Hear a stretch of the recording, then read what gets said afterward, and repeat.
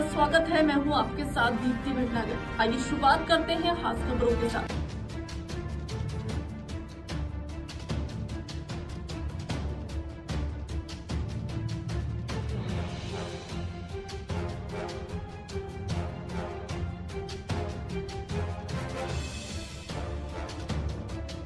चुनाव संपन्न हो गया है, किस तरीके से रहा चुनाव आज का? चुनाव बहुत बढ़िया रहा।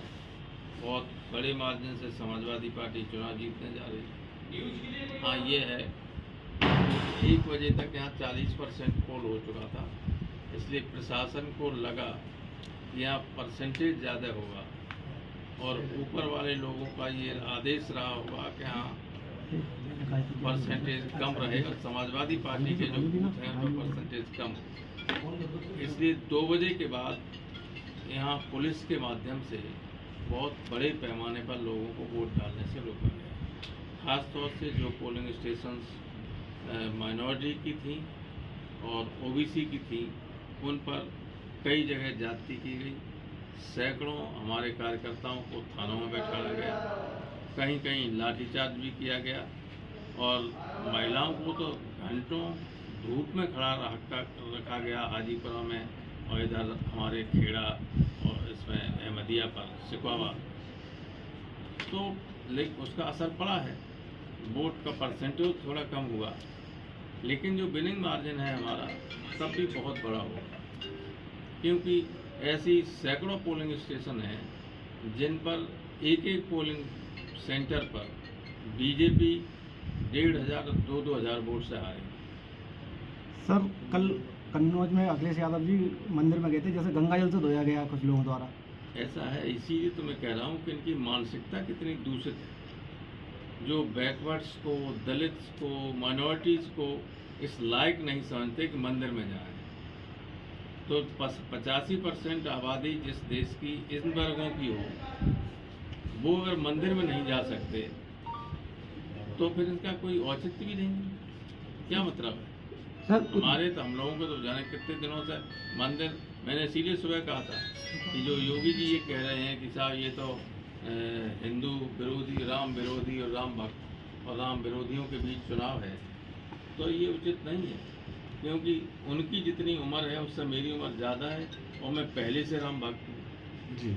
जो अपने को ठेकेदार समझते हैं राम भक्त का, उनसे ज़्यादा हम लोग तो बचपन से जब मिलते थे तो राम राम, एक दूसरे से मिलते तो राम राम कहते हैं।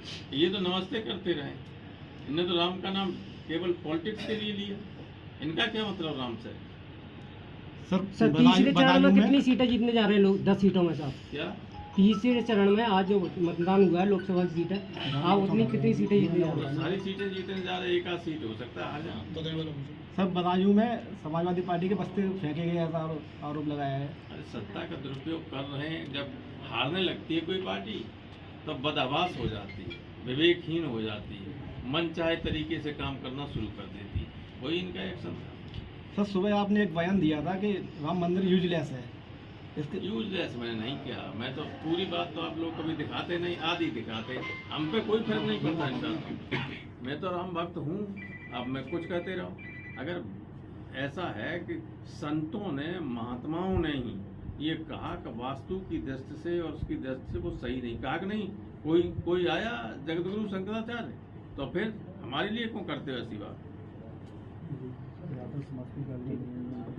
क्या लगता है मैनपुरी में जिस तरह से बिल्कुल इतने धीरे हो जो कान में जाए बात।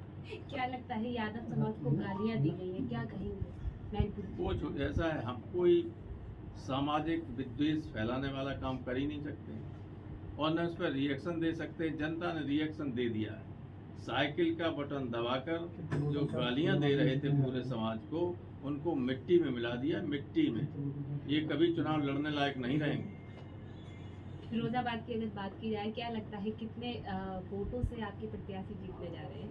ये मैं नहीं कह सकता हूँ, मार्जिन लाखों में होगा, हजारों में नहीं। जनता से क्या कहेंगे? देखते रहे समाचार इंडिया, नजर हर खबर पर।